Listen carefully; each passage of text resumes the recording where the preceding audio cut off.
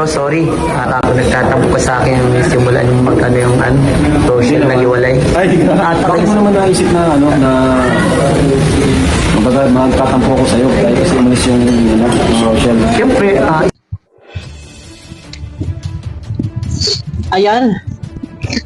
Muli, nagbabalik po ang inyong lingkod. Guys, ayan, isang mapagpalang araw gabi sa ating lahat.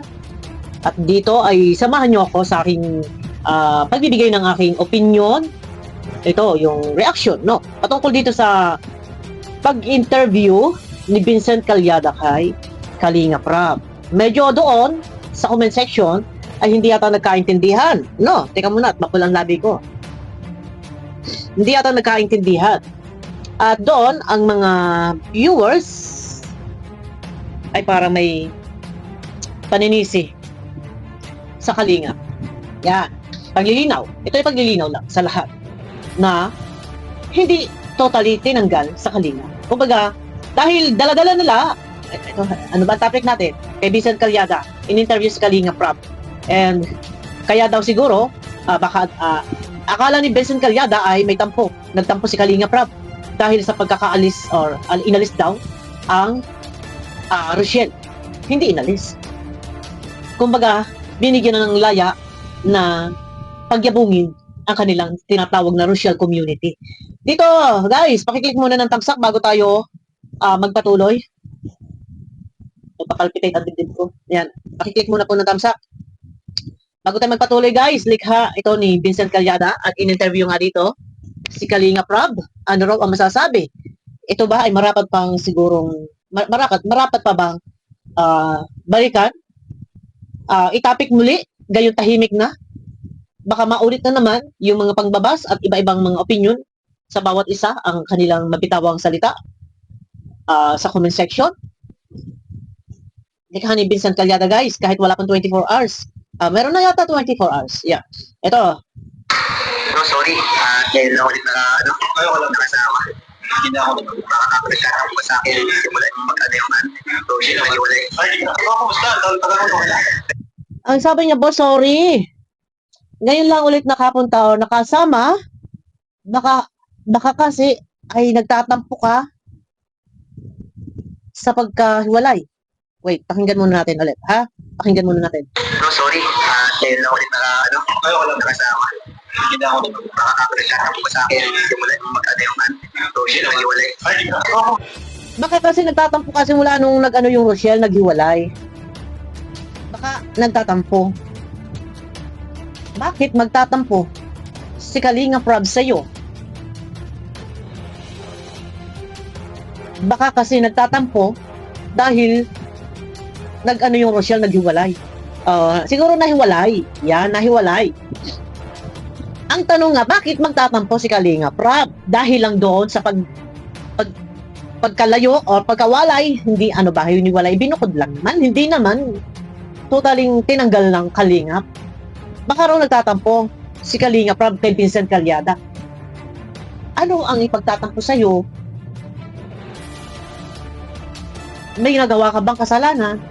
Ikaw ba yung umalis para magtampo si Kalinga Prab? Medyo sa salita ni Vincent Calyada, parang hindi ako kontento. Walang dahilan para magtampo sa'yo si Kalinga Prab. Dahil hindi ka naman involved doon sa usapin. Ito, guys, mababalikan lang. Ito, dapat ko tutukusin, hindi na dapat ito itapik-tapik pa. Pero bakit nga ay naging laman ng channel ni Vincent Calyada? Walang dahilan para magtampo sa'yo. Dahil hindi ka naman involved doon sa usapin sa paghiwalay ng Rochelle. Medyo hindi ako kontento sa iyong mga tanong at sa iyong mga sagot. Ito, tuloy tayo, ha? Wait lang. Nakasama. Hindi na ako nagtatampo ka sa akin simulan yung mag-ano yung social na iwalay. Ay, kumusta? No, ngayon, sabi ni Kalinga Prab, ikaw ang kumusta? Ang tagal mong nawala. Bakit ka nga ba nawala? Ayan. Nagsulo. Or, kumbaga, mas nag-focus sa kanyang pagbablog. Yan. Medyo hindi siya naging active doon sa pagsama-sama kay Kalinga Prab. Yon. Ang tanong ni Kalinga Prab, ikaw ang kumusta at ang tagal mong nawala. Tuloy. Yon. No. Ay naging laman kasi ng kanyang topic sa kanyang vlog ang patungkol sa Rochelle. Ito, ha? Bakit mo naman naisip na magtatampo ko sa'yo. Ayun, ang tanong ni Kalinga Prab, guys, medyo malagas-las, no? Pero na-reduce noise ko na to. Kaya lang malagas-las talaga yung video ni Vincent Calyada. Ang sabi ni Kalinga Prab, bakit mo naman na itanong na baka nagtatampo ako sa'yo? Oh, wait, yun ba? Oh. At ako ko naman naisip na, magtatampo ko sa'yo. Kasi yung, siyempre, Yun ang tanong, ha? Ang sabi ni Kalinga Prab, bakit mo naman naisip na baka nagtatampo ako sa'yo? Ito guys, pag-a-analyze lang natin yun. Opinion lang tayo, opinion lang. Bakit mo naman naisip na baka nagtatampo ako sa'yo? Kasi nga, syempre, bakit nga ba magtatampo si Kalinga Prab sa kanya kay Vincent Calyada? Ang tagal nang hindi ka sumama sa Kalingap, sa mga lakaran nila Kalinga Prab. Pero yung pangyayari sa Rochelle, na ito ay, kumbaga, hiwalay, ay, kailan lang? Wala pa yatang 1 month. Pero matagal ka nang wala. Pero bakit mo naisip na baka nagtatampo si Kalinga Prab sa'yo? Yun ang tanong ni Kalinga Prab, ano? O, ulitin natin. at ako ko naman naisip na, magtatampo ko sa'yo. Kasi yung, siyempre, isa pa rin bro sa natulungan ng Kalinga. Mali ang sagot. Bakit mo naisip na nagtatampo sa iyo si Kalinga Prab? Bakit ang sagot mo ay siyempre, isa bagay yan sana, tulungan ng Kalinga? Hindi ako kontento. Wait. Isa pa rin bro sa natulungan ng Kalinga. Ang tanong, bakit mo naisip na nagtatampo si Kalinga Prab? Yun ang tanong ni Kalinga Prab. Bakit mo naisip yun na nagtatampo ako sa iyo?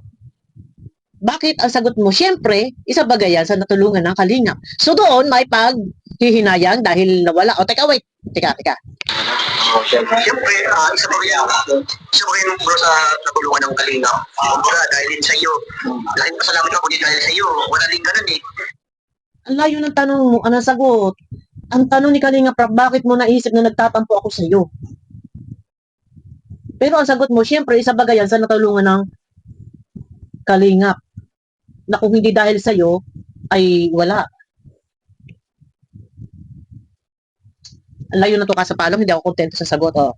Iyo, laking pasalamat ako din dahil sa iyo. Wala din ganun eh. Kaya, siyempre, nakakalabot as a scouter. Hindi ko siya naiya ako. Siyempre, nakakaya. Pero makadatan pa din si Kalinga Prab sa akin. Kasi nga daw, ang laki din daw na tulong, siyempre, as scouter, aywa, nalito ako sa sagutin, Vincent. Iyo, wala din ganun eh. Wait. Natulungan ng Kalinga. Dahil din sa iyo. Laking pasalamat ako din dahil sa iyo. Wala din ganun eh. Kaya, siyempre, nakakalabot as a scouter. Hindi ko siya naiya ako. Siyempre, nakakaya. Pero makadatan pa din si Kalinga Prab sa akin. Ayun ang hihinayang siya, or nalulungkot siya, kaya naisip daw niya na, siyempre, baka daw nagtatampo si Kalinga Prab sa kanya. Mga alibay ni Vincent Calyada. Ang layo. Medyo hindi ako kontento sa iyong sagot, hindi sa iyong sagot ng tanong ni Kalinga Prab, bakit mo naisip na, nagtatampo ako sa iyo?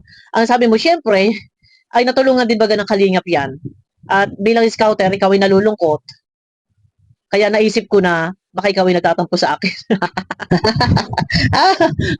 ay medyo na ako na lito-lito ako, no, kasi hindi yan ang inaasahan dapat na isagot, na dapat ang sinagot ni Vincent Calyada ay pasensya ka na, syempre naiisip kung ikaw ay baka ikaw nagtatampo sa akin dahil sa tagal ng panahon ako hindi nakakasama sa iyo sa pagbablog, sa mission. Dapat yun ang sinagot ni Kalingap, ni Vincent Calyada na kaya ko na itanong yan sa iyo na baka ka nagtatampo ay dahil ako hindi nakasama sa iyo sa bawat lakad, sa bawat mission. Kumbaga hindi ako naging active sa iyo. Ay ang sagot niya ay nalulungkot daw siya dahil sa sa paghiwalay ng Rochelle. Ay syempre daw, ay bilang scouter, siya daw ay nalulungkot. Ay kaya daw naisip niya na baka daw nagtatampo si Kalingap. Hindi, yun.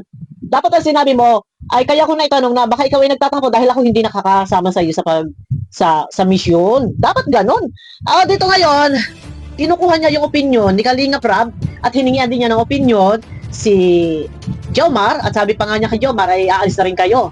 Huwag ka magtatanong ng gano'n. Kasi syempre, hindi nasagot siya si Jomar. Aalis na sila sa Kalinga, magsusulo na rin sila ni Carla. So, medyo hindi lang ako kontento sa mga sagot ni Vincent Calyada, pero ganun pa man, nandyan naman na yan. Kaya lang, sa comment section, paglilinaw, correction po, sa lahat ng mga nandyan na nang babas at sinasabi nila na marami kasi dito mga iba-ibang opinion nila, lalo pat yung mga hindi naman kalingap, ay, kumbaga, pinipilit nila o sinasabi nila na, sinasabi nila na, ito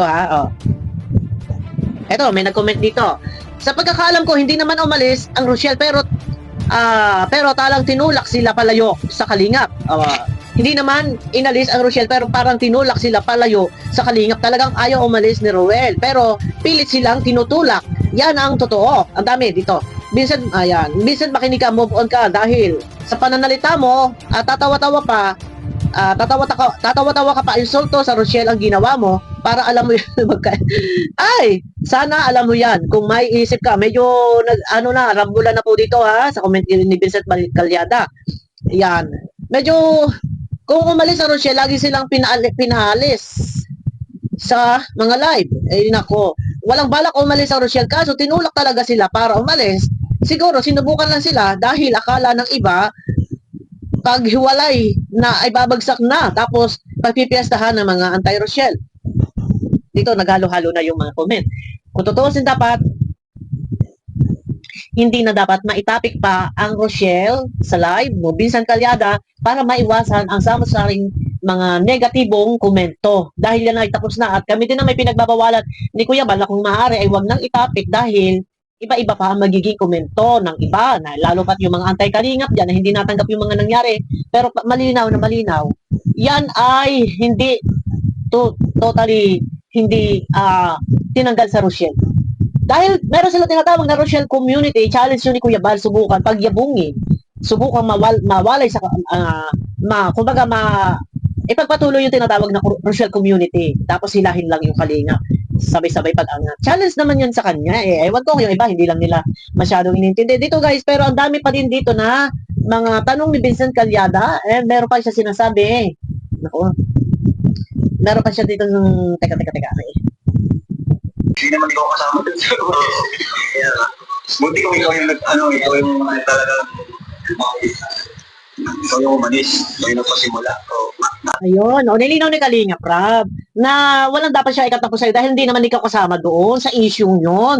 At buti sana kung ikaw yung umalis o ikaw ang nagsimula para magkaroon ng ganyang mga issue. Pero sabi nga ni Vincent dito, hindi raw nagpaalam sa kanya ang Rochelle sa pangyayari o hindi rin daw nag-chat.